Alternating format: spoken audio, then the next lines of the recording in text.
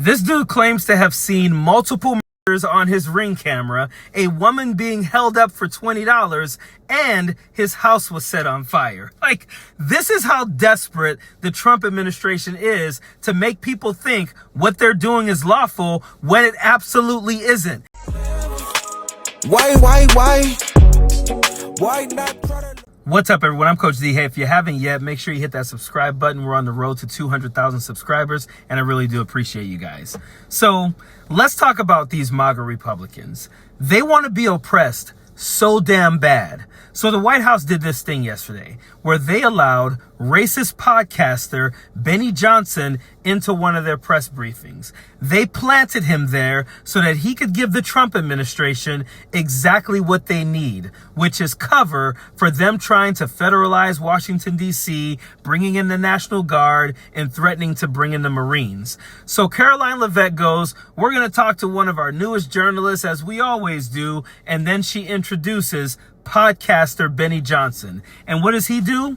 He gives them a story where he pretended that he has been a part of, seen, and been a victim of so much crime going on in Washington, D.C., so that it justifies everything the Trump administration is doing. As always, we'll start with our new media seat, who is our podcast host today, Benny Johnson. Benny, why don't you kick us off, and thanks for being here. Thank you, Caroline. As a D.C. resident of 15 years, I lived on Capitol Hill. I witnessed so many muggings and so much theft. I lost track. I was carjacked. I have murders on my Ring camera and mass shootings. I witnessed a woman on my block get held up at gunpoint for $20, and my house was set ablaze in an arson with my infant child inside. And so to any reporter that says and lies that D.C. is a safe place to live and work, let me just say this. Thank you.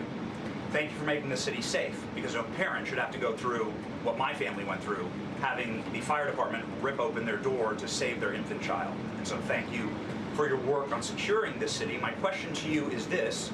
Nancy Pelosi has attacked the president for deploying the National Guard to the city, saying that it is to cover for his incompetence. Hillary Clinton has also attacked the president for securing the city of Washington, D.C. I'd like to get your response to Nancy Pelosi and Hillary Clinton. Sure. Well, first of all, Benny, I'm so sorry that happened to you and your family. This dude claims to have seen multiple murders on his Ring camera, a woman being held up for $20, and his house was set on fire. Like, this is how desperate the Trump administration is to make people think what they're doing is lawful when it absolutely isn't. And here's the crazy thing. Back sometime in May, Donald Trump was trying to take credit for crime going down in Washington, D.C. He was like, yeah, crime is down in Washington, D.C., and it's all because of us. Our capital city has been overtaken by violent gangs and bloodthirsty criminals, roving mobs of wild youth, drugged out maniacs and homeless people.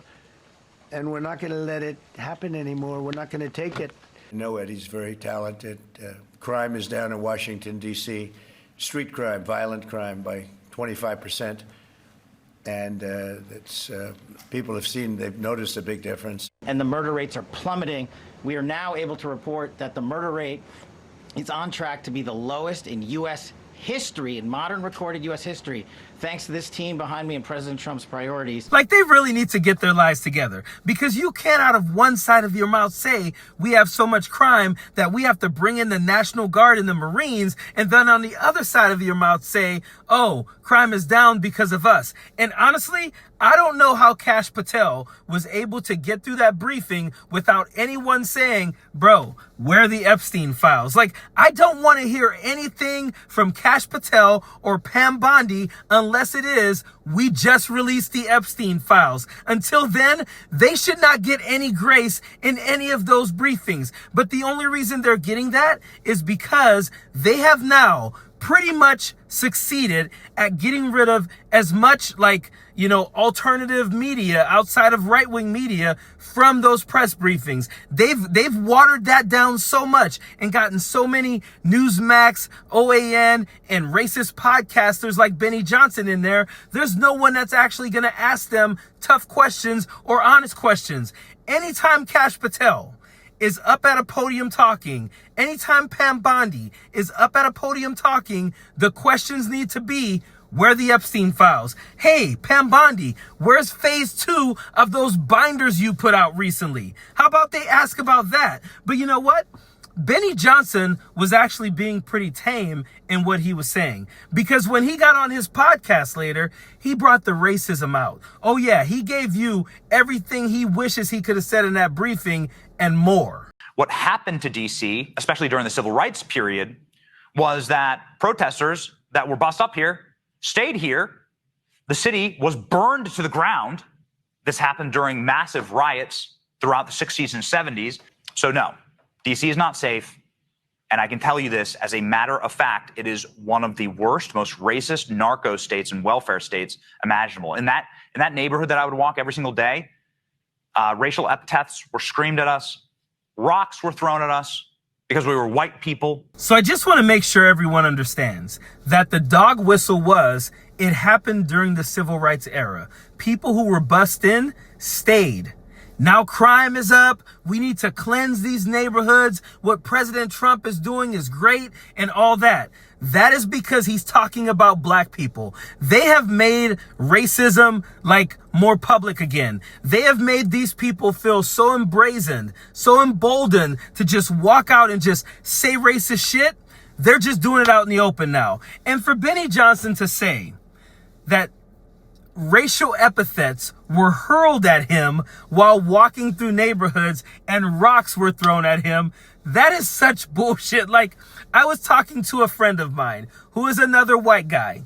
He worked in Oakland, California for a couple of years. He said, I would go into restaurants, I'd go into places all the time, and I was the only white guy in there, and no one ever said a word to me because people don't care. Personally, myself, I grew up in New Orleans in a very black neighborhood, was not multicultural at all, but white people would walk through those neighborhoods. We never hurled racial epithets or rocks at them. And I would have loved someone to ask, what were those racial epithets that were hurled at you, Benny Johnson? Were people yelling, hey, honky, or hey, cracker? Yeah, because no one does that. Like, there's a reason there aren't videos of black people calling white people honkies and crackers, because we don't do that.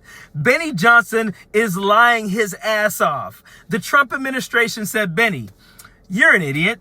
How about we have you go into our press briefing, make up a story about how, all these things happened on your Ring camera and you saw all this stuff, and then later get on your podcast and double down on that shit and make up stories about black people because of the civil rights movement treating you bad because you were white.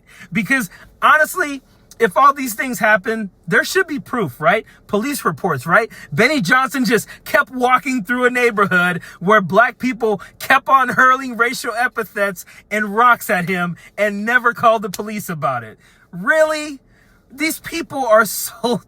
They don't even do a good job of lying about shit. Like, there's so many holes in these stupid stories. But again, as I say in many of my videos, they know their audience. They know that there are MAGAs out there that are going to go and, turn on their cameras and say, yeah, Benny Johnson, they hurled racial epithets and rocks at him, which actually they don't know what racial epithets is. That word's probably too big for them. They said racial terms at them. Like, if they were black, it would be like saying the N-word. That's what he's trying to say. But as I always say, the problem with this is how people like Kyle Rittenhouse become who they are. This is how you have these young, white, racist people walking into churches, walking into Walmarts, trying to find black and brown people to harm, because they're sitting in front of their television and they're watching these things and they're being indoctrinated to hate black and brown people for no reason at all. The reason why Donald Trump first started on this whole crusade about we need to clean up Washington is because he heard there was a white guy who got beat up. He could have seen multiple videos of black people getting beat up, getting, whatever, bullied or whatever. He wouldn't have gave a damn. They have brought back racism to the public level, right? We knew it exists. It's nothing new. But they have now emboldened people like Benny Johnson and other white supremacists and other racists out there to say these types of things right out in the open. It's bad because it's dangerous. It's bad because it is very damn dangerous. Period. Don't want no enemies or ops. Envy in they heart, I tell them stop. Vacation on the yacht.